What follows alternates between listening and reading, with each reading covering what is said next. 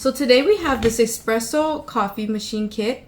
It comes with a little coffee grind stirrer to smooth out your coffee, a little brush to get rid of the extra coffees and making sure it's really nice and smooth, and this to stamp down your coffee grind so you get a perfect disc, and extra discs. So let's go ahead and try it out. And this end part right here is to put in your handle for your coffee grinds.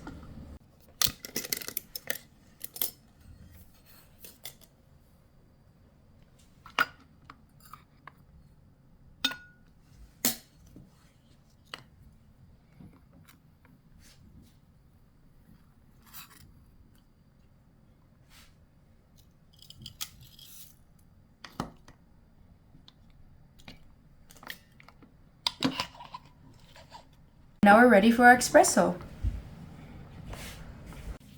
And if you don't want to spill anything, you can always put it back in here, and it's adjustable here. So it could make sure you're ready with the coffee. So we're ready to set it up and drink the coffee.